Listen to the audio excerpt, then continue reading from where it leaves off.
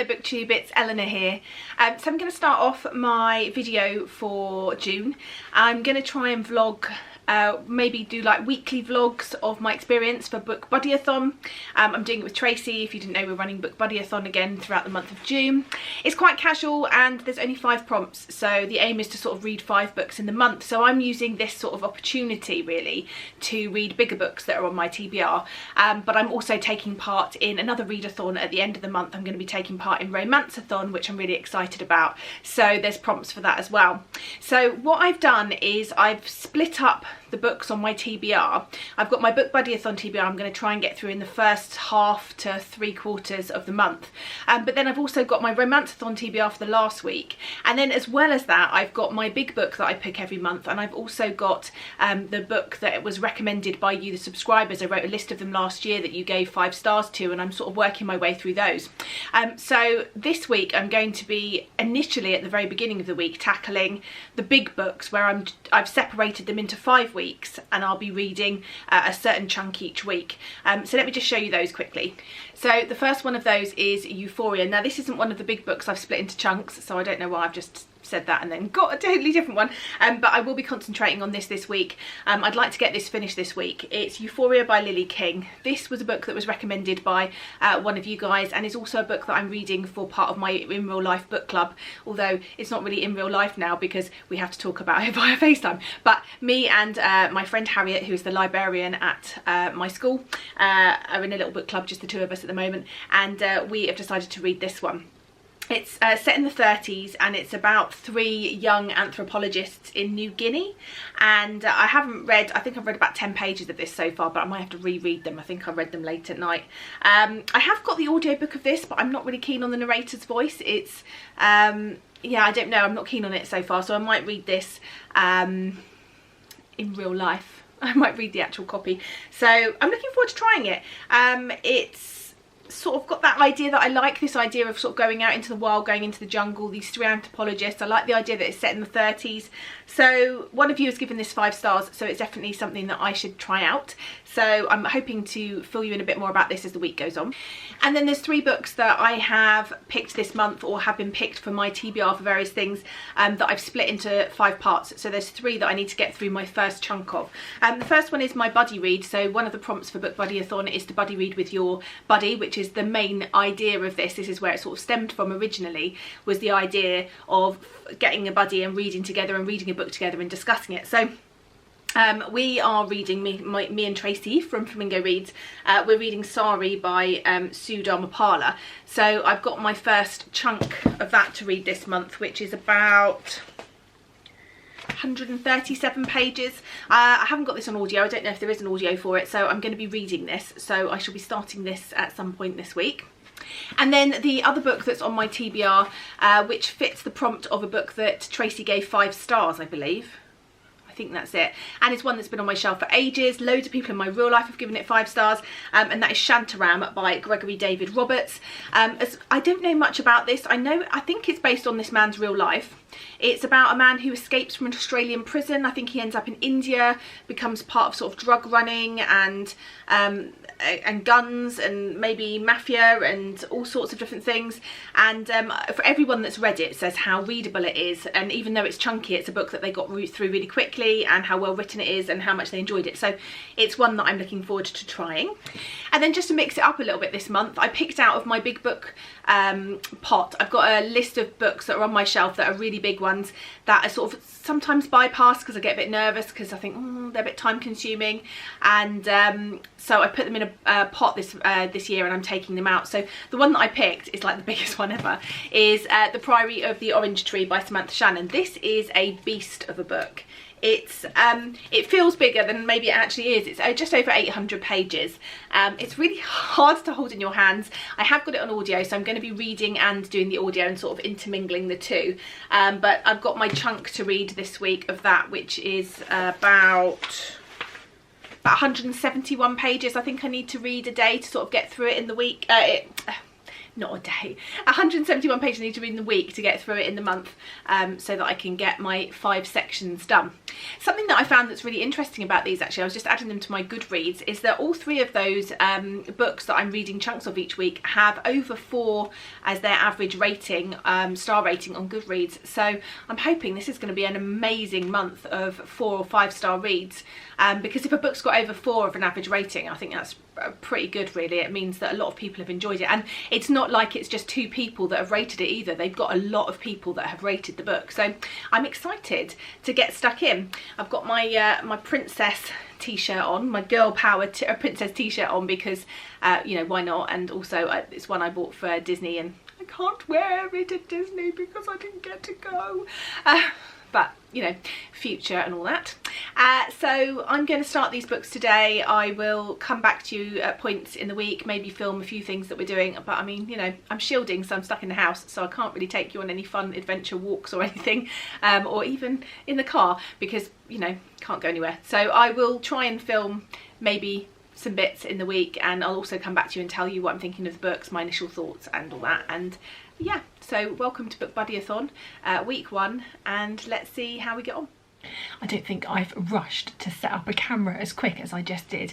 I have finished this week's section of Sari by Sue Dharmapala, and I know already that this is going to be a 5-star read. I can just feel it in my bones.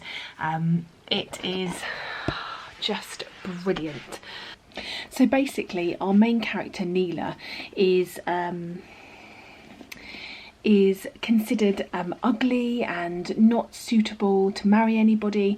She's got a beautiful sister who everybody sort of dotes on, and the mother is incredibly rude to her. Her whole family are horrible to her, and she spends a lot of her time sewing with the elderly neighbour, who sort of takes pity on her and teaches her how to do things. And yet Neela just still looks at things with just a beautiful nature. She doesn't take any of this to heart. She sort of agrees with them. She says, I'm not pretty. And she gets this opportunity to go and work at, well, to go and train an apprentice at a sari making company. And they take on a number of students who then have to sort of learn all of the different parts. They have to learn dyeing, they have to learn draping, which is how you pin the sari onto someone. They have to learn sort of the intricate embroidery, and they have to learn weaving. And then at the end of their sort of apprenticeship, they're all set against each other in sort of a competition. They have to create a sari around a theme, and then the 4 winners get to work at the company. And so we're following this in this first section, and we're following sort of, I think it's 1981. There's quite a lot of unrest between the 2 religions. They are called the Tamil and the Sinhalese, I think that's how it's said. So there's just quite, they don't like each other. There's this sort of civil unrest going on between the 2. I don't know whether they're different religions or sort of peoples or factions. And so she meets a man, and it's about her finding her place, finding her people. There's a romance involved, but he is from one side and she is from another. And this first section just ended on such a sad and I don't want to say anything because it's just so sad, and I just wonder where this is going to go now, and I don't know where this is going to go. I don't know what's going to happen, but I am hooked, and it's going to be a long time until I've got, you know, the rest of the week before I can move on to the next section with Tracy. So I can't wait to talk to her more about this one. This is our buddy read book, and at the beginning of next week on Saturday we're going to FaceTime, and we're going to read to each other the beginning of the next section. So if she feels half as emotional as I do, it's going to be a sad one. I'm just enamoured with this book, so I'm going to put it down for now and pick up one of my other ones I need to read sections from. But I just had to come on and talk to you about this because it's blown me away so far. Okay, so it's been a pretty chilled out Monday. We did some schoolwork. I had to do some work for school. I'm making some video lessons for some children. Matilda has been test running them for me, and we did a bit of other work. And then it's just been sort of this afternoon relaxing, doing some cleaning, tidying, speaking to various people and reading. So I have been working my way on this one. I've now finished the first chunk of this for my first week's chunk, which takes me up to chapter 15, which is page 170. And as with all these sort of bigger epic fantasy books, I find them a real struggle at the beginning, and it almost puts me off. I think I really want to sort of DNF them because I don't get it and I feel stupid and I don't understand what's going on. And then all of a sudden it starts to sort of come together slowly, and that's kind of where I'm at this 170 page mark. I'm starting to see where the different people are, who the different people are, who our main characters are, what this world is about, and it's sort of a slow unravelling. So I really do have to keep reminding myself that it will eventually start to all click together, because otherwise I can find it quite demoralising that I'm thinking I don't get it, I don't understand what is going on. I'm enjoying the writing style.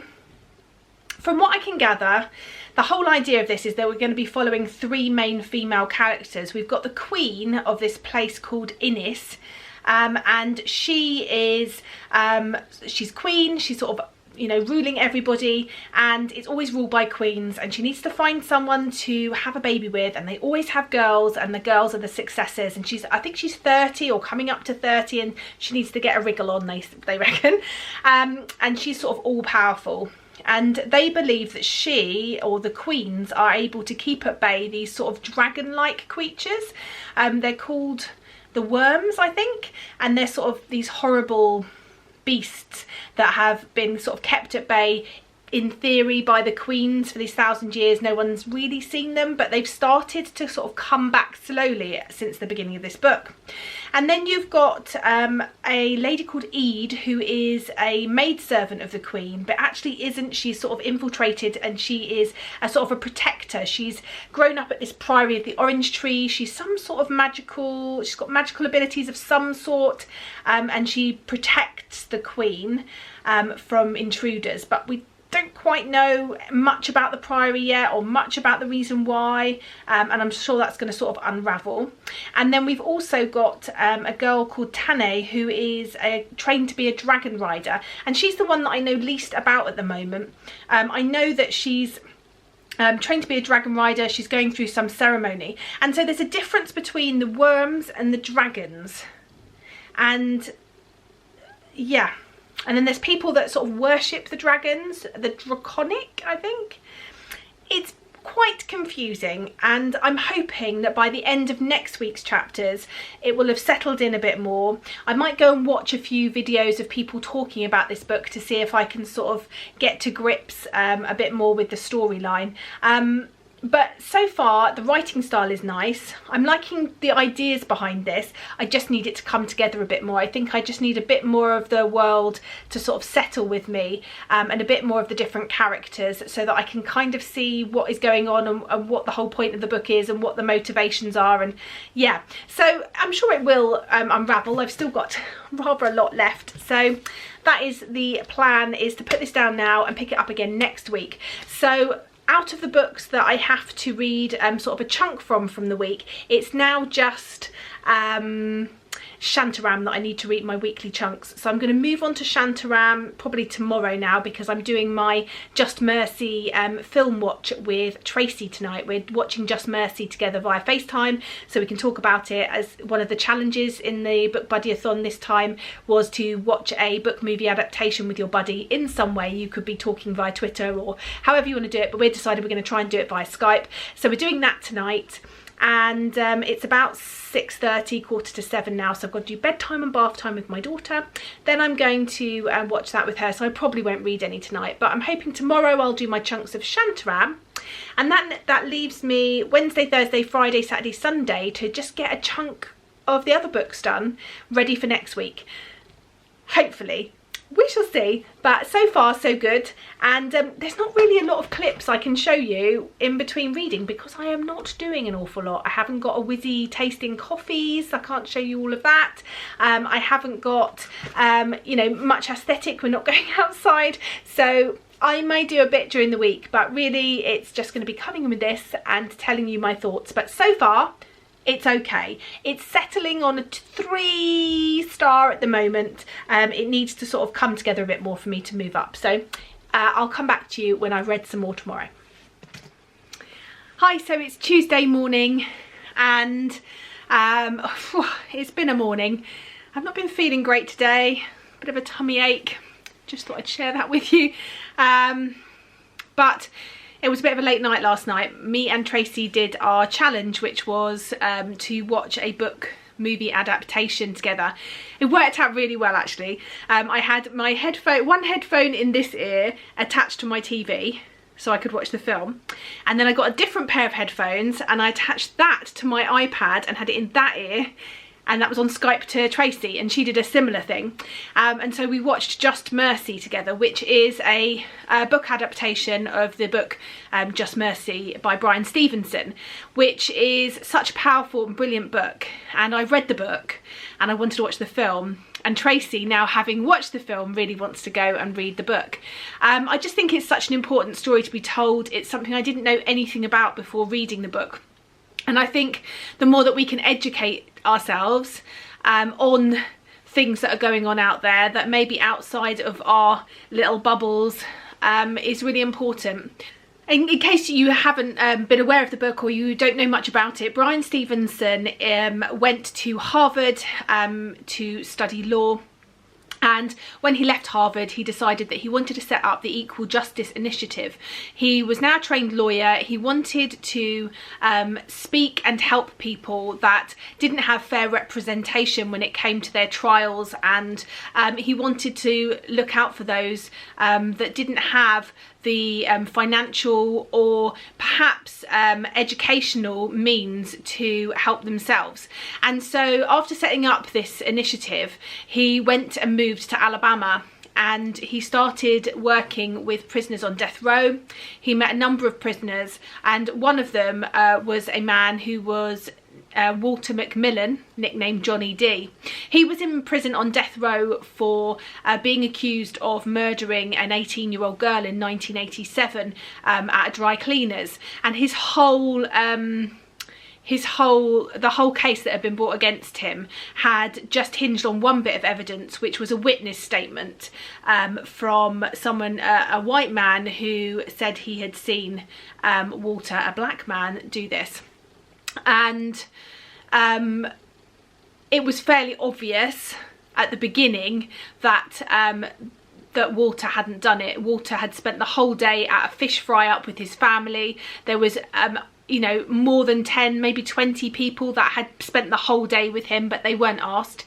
And it became clear that this particular confession had been coerced out of someone who was looking at prison time, and it had been coerced out of him by the police, who just wanted a conviction.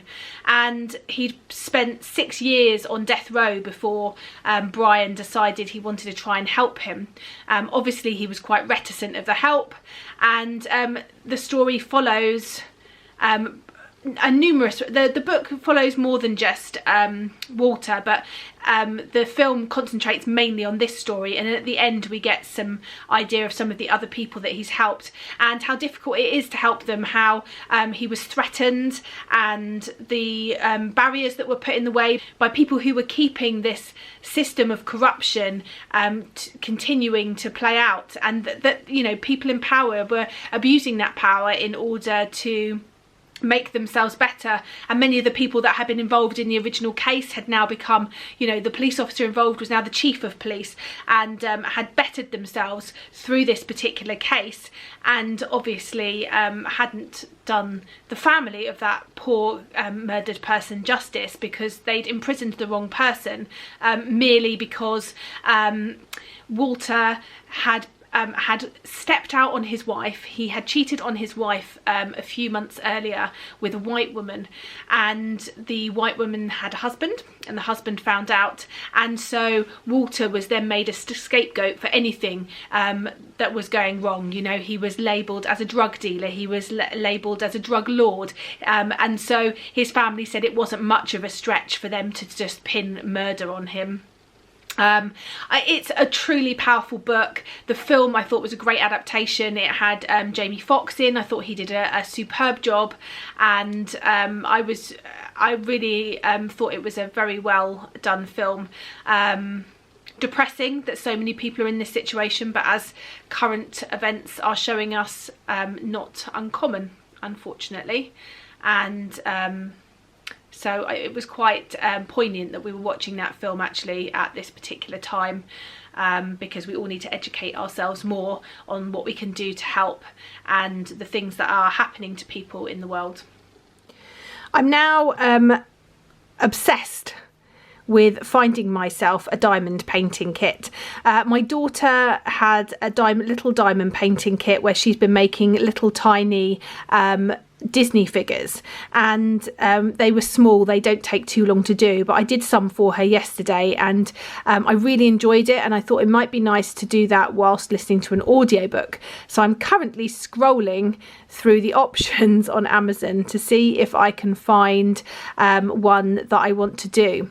I quite like a bookish themed one, but I haven't found one yet.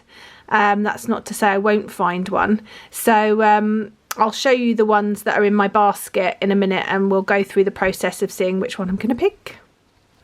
Okay, I found 3 that I like the look of. The first one is this bee, and then there is this flower, and then I just think Stitch is so cute. Yeah, I don't know. I think I'm torn really between the bee and the flower, so I'm going to get rid of Stitch because I have got one, a diamond painting coming, but it's a huge one which I'm going to work on with my daughter, which is sort of a complete Disney one, which I saw on Sarah's nightstands video that her daughter was doing, and we were so enamoured with it that myself and my daughter decided we were going to give it a go ourselves, but that's taking a while to get here. So I'm torn between these 2. I love bees, so that one is definitely drawing my attention. So yeah, I'm going to have a little think and decide which one of these I'm going to get, and no doubt you will find out in either later in this vlog or another vlog when I'm doing some, and I'll let you know which one I decide to go for.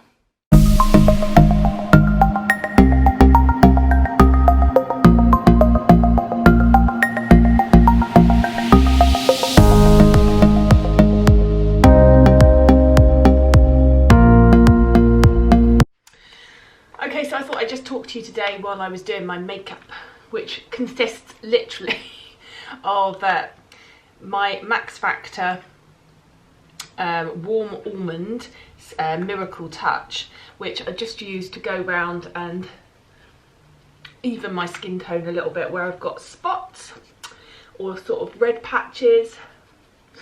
And then I'm really not wearing proper makeup anymore in the house. It just seems silly, so it's just a little bit of that just to make myself feel better. So since I spoke to you last, I have painted my nails, as you might have seen, if I've managed to get that footage to work. I'm just going to put on a bit of powder, and I have also finished my pages for Shantaram for the week. So my thoughts on Shantaram so far are that it's good. I like the way it's written. It's quite written in sort of an easy writing style, but I'm just finding it hard to have sort of any sympathies for this man who's you know, done armed robbery and various other crimes and then has escaped from prison. I'm finding it, you know, hard to have any sympathies for him. So that sort of leaves me enjoying what I'm learning. I'm certainly finding it interesting, finding out about the slums and, you know, his friend's home life on his sort of village in the middle of nowhere. But I'm not enjoying necessarily the journey of our main character because he doesn't seem bothered that he's done all these things and he hasn't paid for his crime. I find that a bit hard to sort of swallow. So it's good so far. It's quite slow.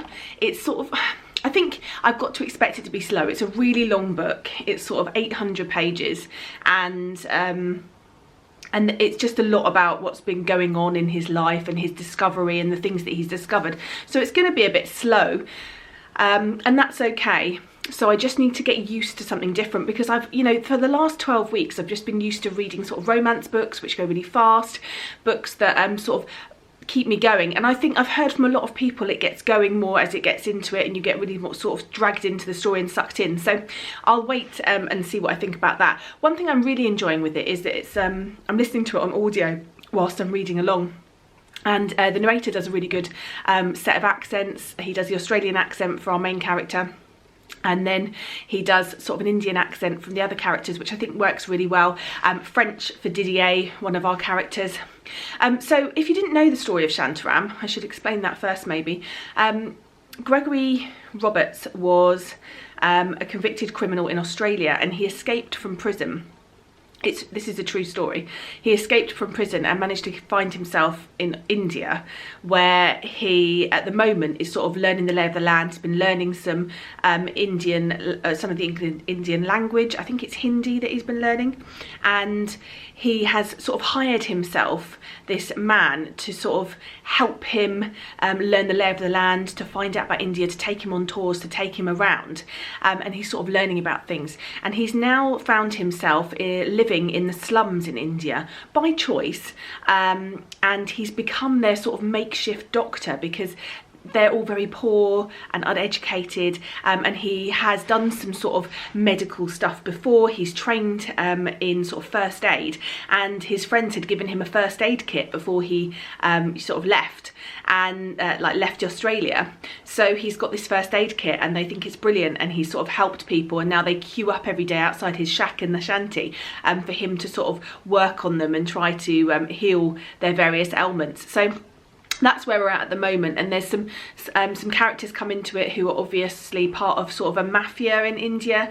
We're sort of told that India split into, I think it was 5 or 4 sort of sections, each run by this sort of big mafia boss, and it works really well for them. That the Indian people respond well to that, having these sort of 5 people in control of things. It keeps the sort of gangs and things like that under control, so it almost has a sense of normality and control to it.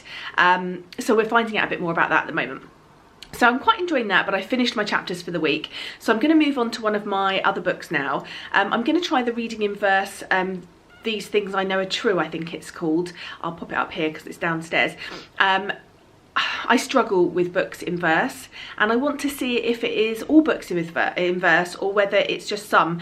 So I want to give this one a go, let it soak in, and see how I fare with it. I just find it hard to get what I need from the story, and that's probably down to me. I find poetry very difficult, and perhaps I need a little bit more in order for me to connect. I don't know.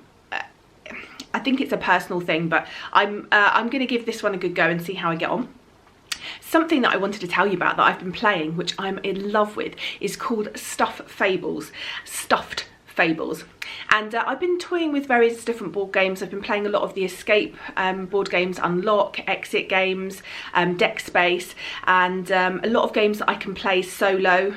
So you can play those solo, and I've picked up some other ones recently to give a go. But I keep seeing this one come up, and although it's I think it's 2 to 4 players, it says you can play it with 1, you just have to play 2 characters. So I wanted to give it a go. I've been watching all these how to play videos, and I just thought it sounded so lovely. It's a dice-based game, and it's about a girl who is just moved from her toddler crib to a big girl bed, and her stuffed toys come to life and they have to defend her from this evil nightmare king.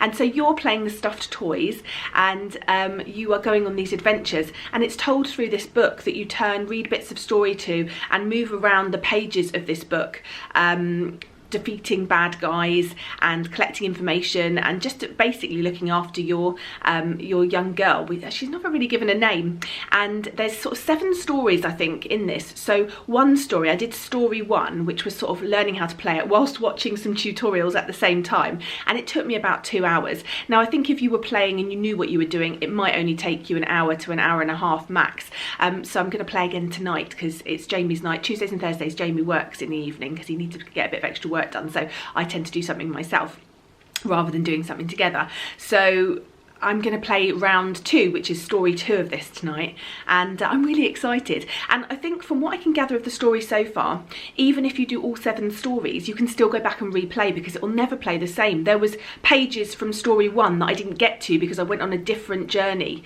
and depending on what you roll with your dice depends on sort of the journey you go on. So I'm really loving this. It's definitely one I can see myself getting addicted to, and definitely one that I'd like to play in real life with some board gamey friends when this is all over. So I'm going to play again tonight, hopefully sort of strengthen my understanding of the game, and hopefully it'll play a lot quicker this time. So I'm looking forward to that.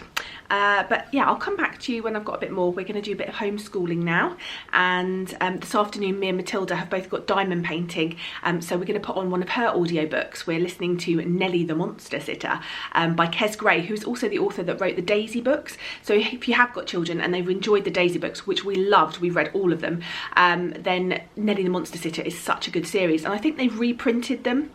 So we've got the first 3, but I've downloaded the audiobook, so we're going to listen to that while we do some diamond painting this afternoon, which will be really nice, and just sort of chilled out as I'm feeling quite tired recently. And yeah, I'll come back to you when I've got more to tell you.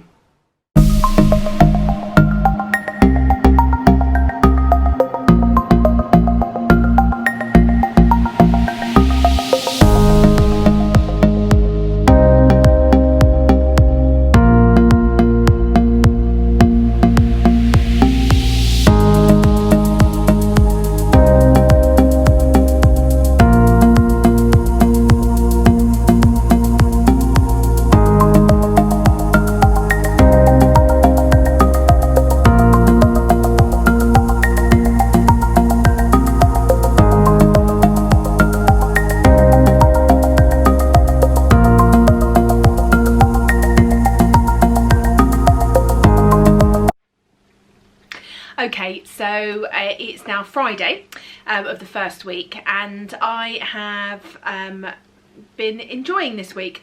The book that I've currently finished isn't one for the Bookbuddyathon, but I wanted to talk about it here. It's actually the book that one of you recommended to me ages ago as a 5-star read, but also it is the one that I'm reading for my book club, my in real life book club with my friend Harriet. So we read Euphoria by Lily King. Now, what I didn't realise until actually quite close to finishing this book is that it's based on a real life anthropologist. The story is about 3 anthropologists in New Guinea. We have a couple, an American lady called Nell and her husband Fen, who's from Australia, and they meet a man called Andrew from England out in New Guinea, who then introduces them to a tribe which they start to sort of study and get to know the customs of.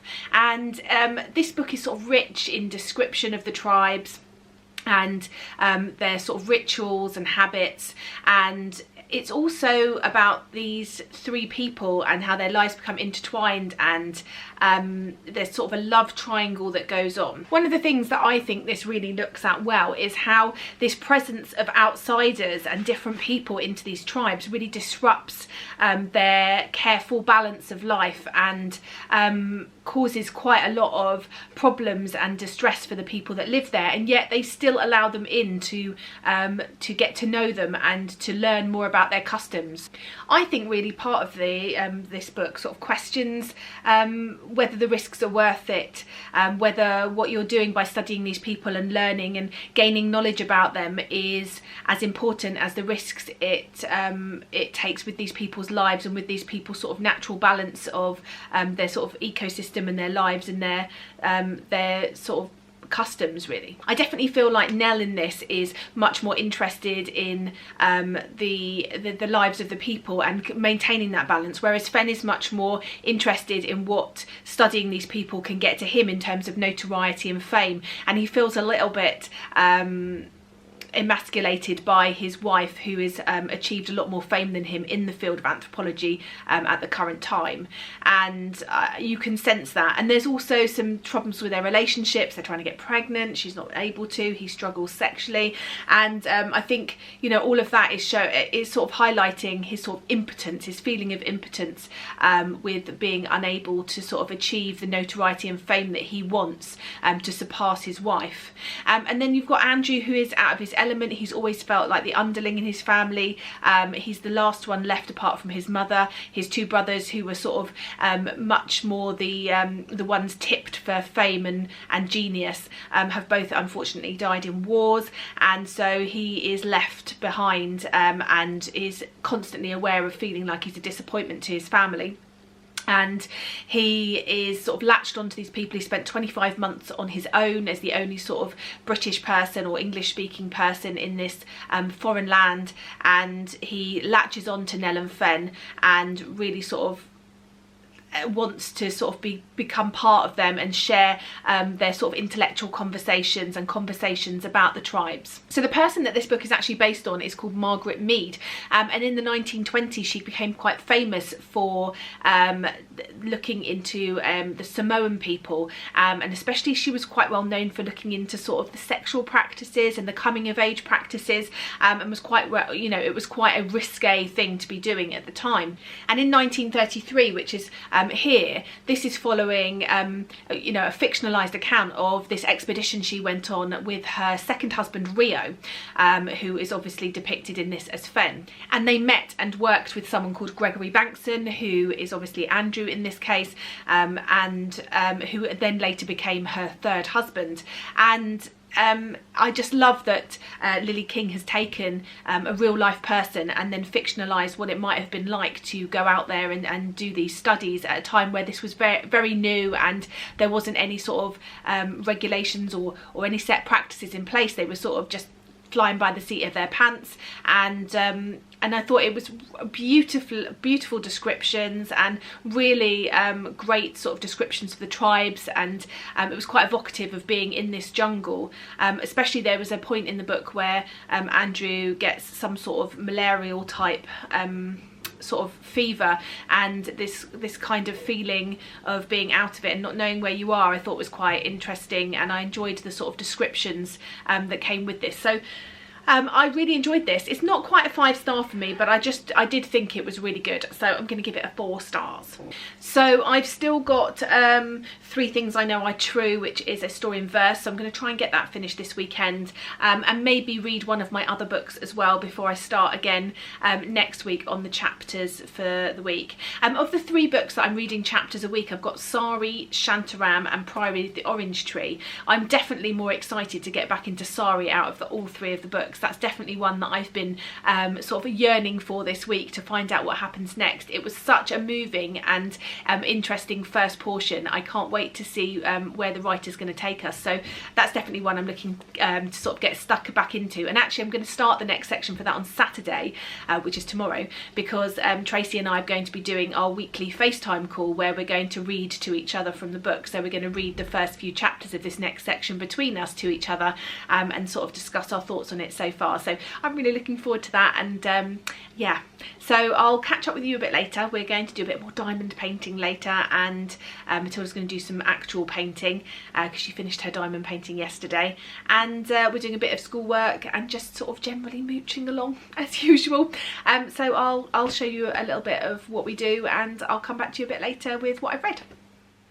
Hello everybody. So it's now a few hours later, quite a few hours later. I think it's about 3:30. And me and Matilda have just spent a lovely hour and a half listening to The World's Worst Children on audiobook, number 2. And she was doing some painting with this painting set called Aqualarium, I think it is, where they get some inks and they mix them together, and they mix some water, and then they paint over these pictures. She's got a mermaid one, but they've been done with wax so that they can't paint the wrong bits. So it's just a really a good chance for them to sort of mix colours and work with those and not worry about, you know, not painting in the lines. They're really lovely and they come out really nice, and she really loves anything to do with mixing colours and stuff, so she really enjoyed that. I did a bit more on this. It's hard to see the bits that I've done on here, but this bit here has been done, and I did some of these sort of yellowy bits. I'm getting there slowly, and I'm looking forward to seeing what it looks like when it's finished. So she's going to have a little bit of a play now with her Playmobil. She's thoroughly enjoying Playmobil again. And I'm going to read Stepping Stones by Lucy Knisley. I'd like to read that because often I put aside books as they come in, and that's one that I could read in one sitting and really enjoy for the next hour before I have to start thinking about dinners and stuff. The weather has taken a turn for the worse. I'll turn you around so you can see. I don't know how well you can see, but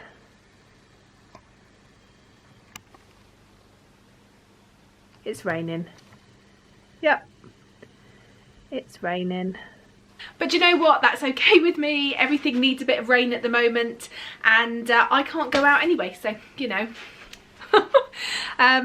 Yeah, but it does suck a bit. It's nice when it's sunny and we can use the garden a bit just to sort of at least sit out and get some fresh air. Something also just came in the post, which I'm quite excited about, so I'll show you. Hold on. So last night I played another campaign or story in Stuffed Fables. I did story 2, and I'm just really enjoying it. I don't know if anybody on here plays Stuffed Fables, but actually I could do with some tips. I have been scouring playthroughs and people describing how to play it. I've been through all the different channels, and I've watched all the different playthroughs. But one of the things I'm struggling to find is, and it's a specific thing, so if you haven't played Stuffed Fables, I'm sorry, but there's different coloured dice you play with, and with your weapon, so say you've got a melee weapon, you attack using a red dice. And what I want to know is, because you can use all of the dice for movement, what I want to know is if your attack dice is red, can you only attack with red dice? Which I'm assuming you can, but also if you didn't want to attack during that move, could you use the red dice as a movement dice? I think you can, but I don't want to, yeah, I'd like to know that. So if anybody can tell me, that would be very handy. And then also, yeah, so by the same company, there is a similar game they've brought out called Comanauts. And I just thought, I love the artwork, I'm loving the gameplay, and this, I don't know if you can see on the back, has a very similar gameplay with this sort of book idea, and you're moving around, and I think again you're using dice to do different things, and I've heard that this is really good as well, so I'm just loving playing these games. So I'm reading my Bookbuddyathon books, but I'm doing quite well with them, and I've got a whole month, and I'm also a judge for the next round of the BookTube prize, which is the semi-finals, and so on my list is this book, and I just think, given the current climate and everything that's going on, it's a book that I want to read now. It's called Solitary, Unbroken by 4 Decades in Solitary Confinement, My Story of Transformation and Hope by Albert Woodfox. And something that I just thought was very interesting inside. I mean, this is about a man who spent, it says 4 decades in solitary confinement. He's the cell is a 6 foot by 9 cell. 23 hours a day he spent in this for a crime he didn't commit. And I just think it sounds like an inspiring and necessary story to read and educate myself with, and I just thought this quote, and if you look at my Instagram you may have seen it, I posted it when I talked about the book. It says, "It's been my experience that because of institutional and individual racism, African Americans are born socially dead and spend the rest of their lives fighting to live." And I think that's a really poignant thing to read, and certainly gives you some food for thought. Certainly someone like myself who is in an extremely privileged position. This is one that I really want to get to this weekend. It's not one that's available on audiobook. I've looked everywhere, so it's one that I need to read and really digest and take my time with, so I'm going to be reading this sort of bit by bit, so I'd like to start that this weekend. And I'm also going to try and finish that book in verse. It's just not calling to me. I keep sort of bypassing it. So I'm going to try and read that. Maybe it would be better if I could find that on audio. Maybe I would enjoy it more if it was read in the sort of rhythm. I don't know, maybe that's something I'll look out for. yeah, lots of fun plans this weekend, so I will hopefully catch you up a little bit, and then I'm not sure when I'm going to post this, whether I'm going to post this now and then do it on a certain day each week, but I'll have a think. There may be more to show you, there may be not, so just in case there isn't, I will say goodbye for now, and I look forward to speaking to you next week and in my next vlog. Bye for now, BookTube.